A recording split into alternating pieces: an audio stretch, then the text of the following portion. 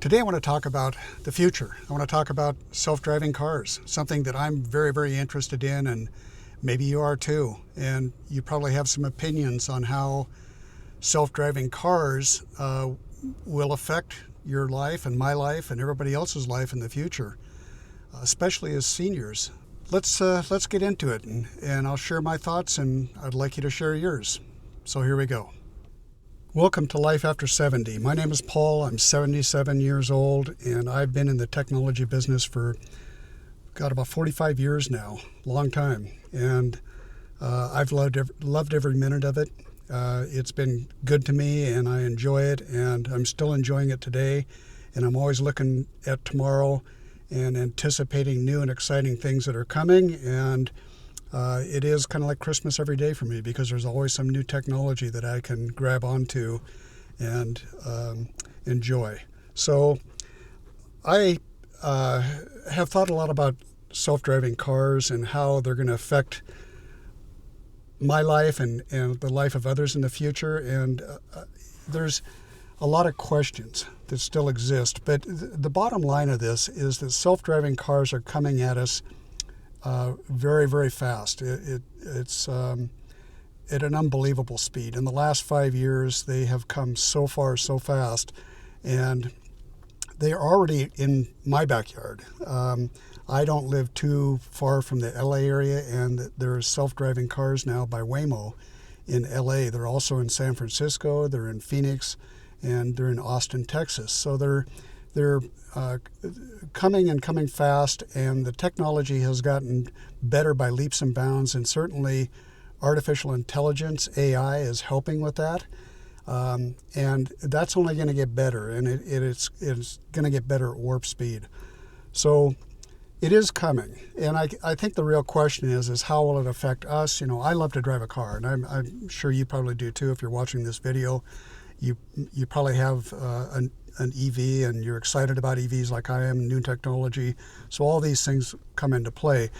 I recently made a trip this year to Phoenix, and I was in Phoenix on my way to someplace else, actually to New Orleans on vacation, and I didn't have time to do something I really wanted to do, which was to pull up. I do have the Waymo app, to pull up my app and call a Waymo car, which were all over the place down there. I mean, everywhere at our hotel that we stayed in overnight, and at the airport, Waymos were everywhere. And they are fully self-driving. They don't have anybody even monitoring behind the steering wheel. So when you get in and call up that car and get in, the car is doing everything, and it's going to go where you tell it to go.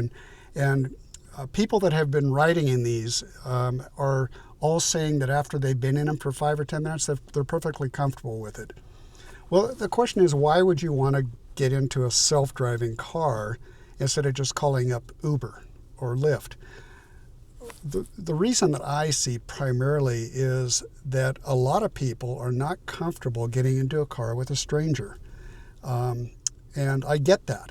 I have used Uber a lot and Lyft, and it doesn't bother me too much, but that is an issue with a lot of people, and I understand why it would be an issue. The other thing that I see self-driving cars really coming into play and working well for me is having them available 24 hours a day, not worrying about a driver oversleeping, which has happened to me, almost missing a flight because of it. That the car will be available to you 24 hours a day, and it'll be available in places that currently doesn't offer Uber or Lyft.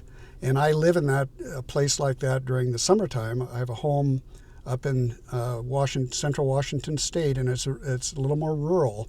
So we don't have Lyft and Uber available up there. So I can see that self-driving cars will really come in to play and be extremely helpful with being available 24 hours a day and in locations that are not where those services are not currently available. The other thing that I see happening in the car business, and others see this too, it's been a lot written on it, is car companies are looking at their business plans in the future, and they're looking at joining the card sharing business and getting out of their focus on car sales.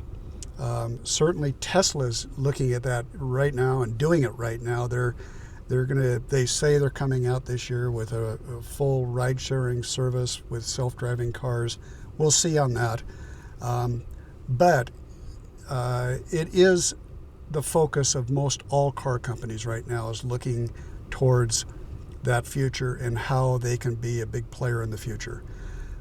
It could involve where car companies will sell to entrepreneurs who will have a fleet of cars that are self-driving, and they'll basically put those out in their area to go park on a street somewhere and wait for somebody to call them up. And I can imagine that that'll be pretty common, where you'll have 5 or 6 cars right in your neighborhood that are just sitting there waiting for somebody to call them up and come pick them up and take them where they want to go. So I see that as a reality that we're headed into, and I am very excited about that reality. I'm excited for the reason that I'm 77 years old. Reality is, another 10 years I'll be lucky if I'm still driving a car, because as people age, they just aren't capable of continuing to have that freedom anymore. At some point, my parents gave it up, my grandparents, I remember them giving it up, and it'll happen to all of us at some point. But it doesn't have to happen if we have self-driving available to us. The beauty of that is that you don't have to depend upon somebody, a family member, or even hiring somebody and hoping that person isn't sick and can't, you've got a doctor appointment you need to be to, or you want to go to the grocery store, and suddenly you're depending upon somebody else to come help you out. Well, with a self-driving car, that all goes away.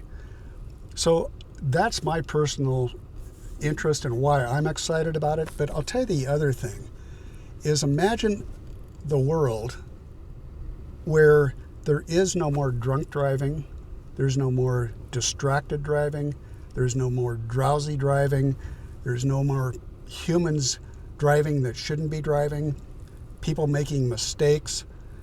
It's all going to fall on the cars and the companies that produce these cars and the technology they put into these cars to provide a safe trip to where we want to go without having fear of either having a stranger in our car with us, and also having a car that we trust to be safer than a human being is.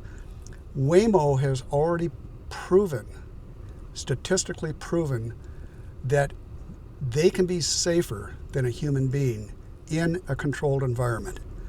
So that's the other issue, is controlled environments.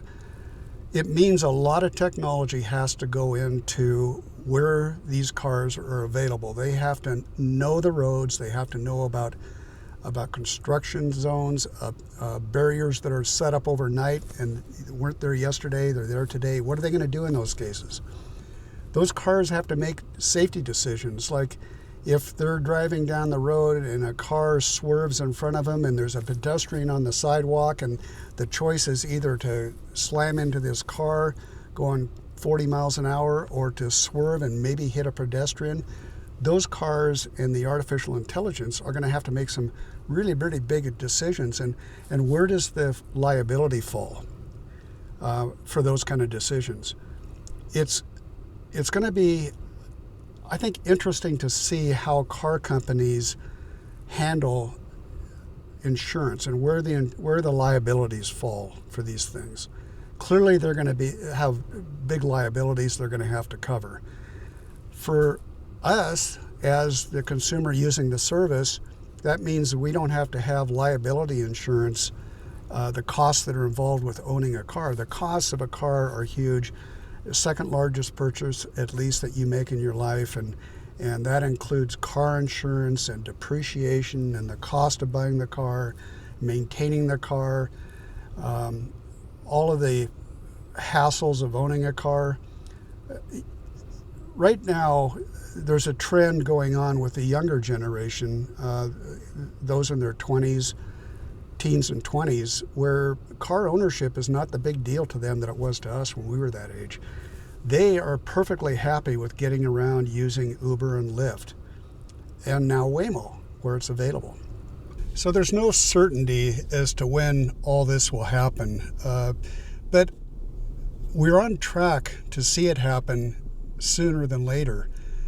I personally think that in 5 years that it's going to become very, very common in most all of the major cities that they're going to have fully self-driving cars available.